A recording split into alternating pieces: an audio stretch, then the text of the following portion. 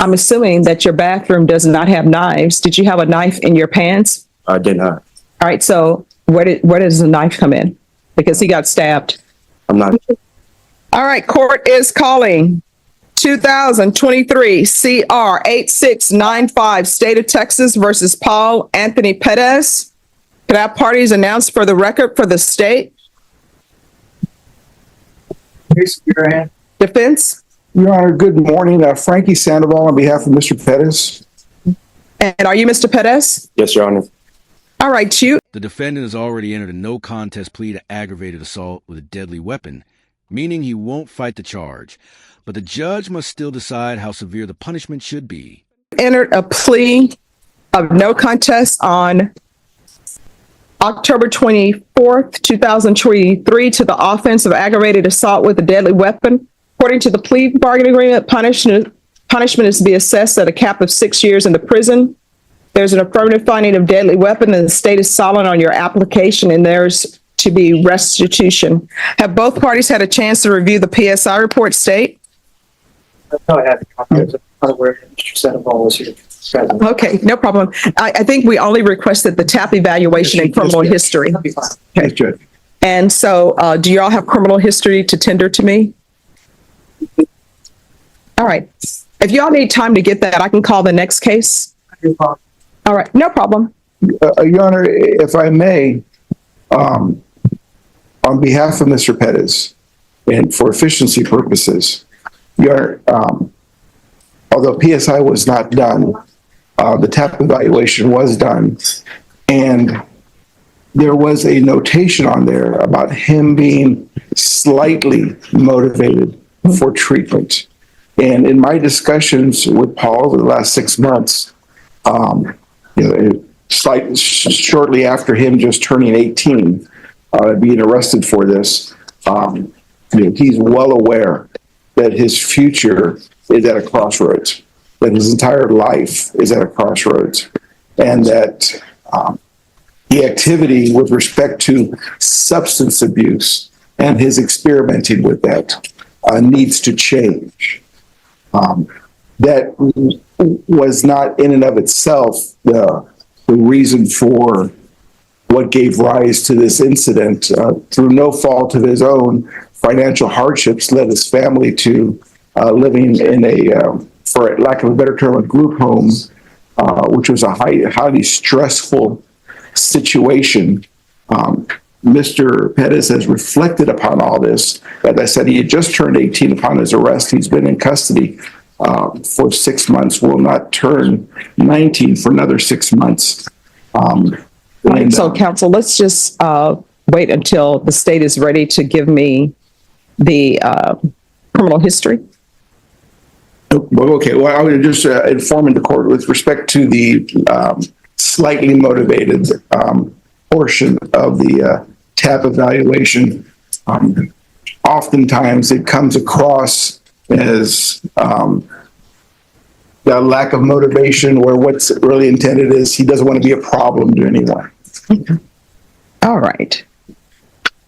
Judge, a motion. Thank you. Any objections to the court reviewing the? No, Your Honor. In fact, we appreciate it and Just off judicial dialogue, Your Honor. All right, thank you. That's as an adult, and then PS and previous juvenile. All right, counsel, you may continue. And Your Honor, Mr. Pettis presents himself, and I say Mr., it really should be, as I said, it should be Master Pettis, presents himself seeking a chance from this court.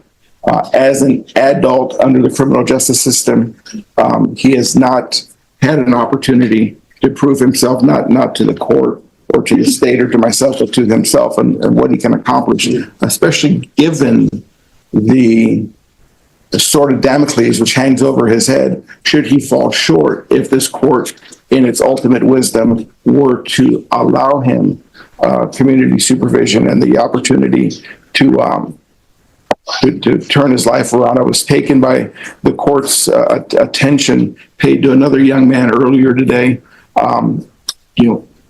As odd as this will sound, Your Honor, it may sound odd to everyone in this courtroom. But what I wouldn't give as a 58-year-old male to be in Mr. Pettis's position right now, even though he's in an orange jumpsuit and in handcuffs, he's 18 years old and he has his whole future ahead of him. And what I wouldn't give to be 18 again. And if he only knew now what I know and what we the judge is far away from my advanced years, but what we now know. And it's given the totality of the circumstances of this young man's life,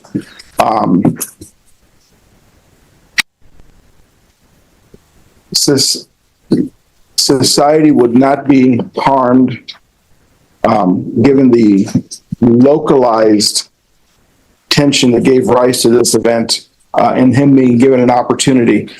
And if that opportunity also includes, we've discussed, Mr. Pettis and I, the necessity of some sort of substance abuse treatment, even inpatient, to begin the process to allow him to, again, not prove himself to this court or myself or Judge Garahan or anyone else, but to himself that this is not him. And it does not have to be him, nor does it need to define him. And Mr. Pettis presents himself to this court. Should the court have any inquiry, or should Judge Garahan have any inquiry of him? All right. State, you're silent on the application, but according to the plea, it's a cap of 6 years. It's a cap of 6 years silent. Oh, and you're silent on the cap as well? Yeah, yes. Okay. All right. Has anyone had any contact with the complainant? He had some previous contact, Your Honor. And they're aware of the. All right. Anything you wish to say, Mr. Pettis? I just want to say that I know what I did was wrong, and I'm very sorry. So can you raise your right hand for me, please? Do you solemnly swear or affirm the testimony you give will be the truth and nothing but the truth, so help you God? Yes, Your Honor. All right, you can lower your hand, state your name for the record. Paul Pettis. All right, so what were you two arguing about? We weren't arguing about nothing. I literally just got out the shower and he attacked me. That's not what it says in the stipulations. That's what it should say.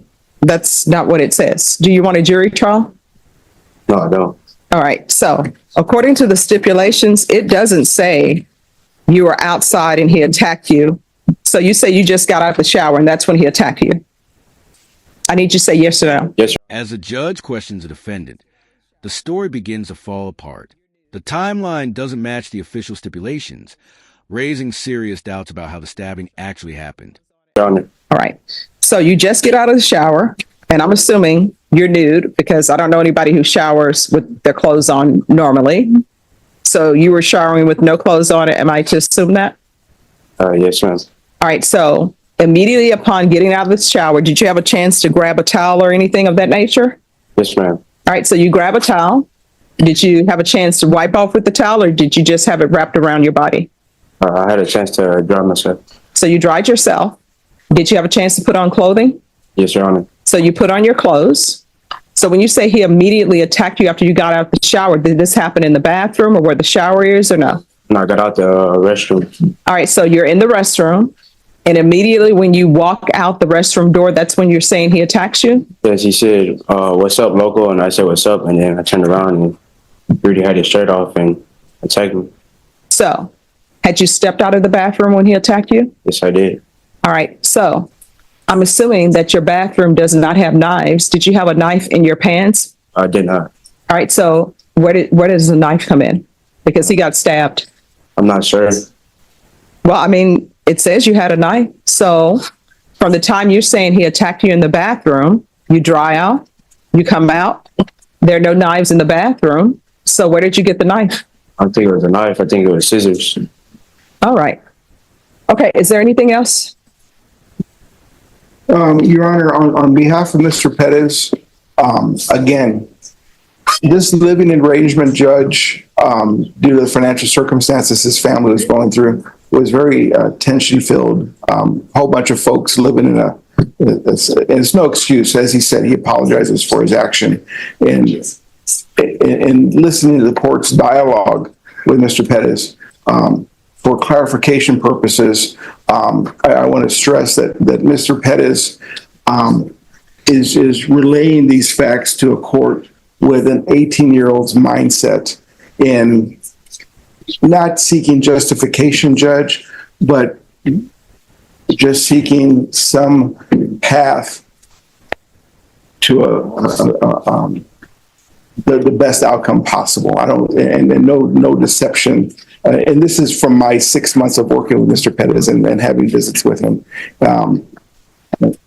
He's always come across as very articulate, very polite, very courteous, and has helped me in structuring possible defenses. As the court may be aware, there was a time where Mr. Pettis came forth and explored the possibility of maybe seeking other counsel, and we worked through that. And so he's maturing, and I believe that given the opportunity, that path of maturation can continue.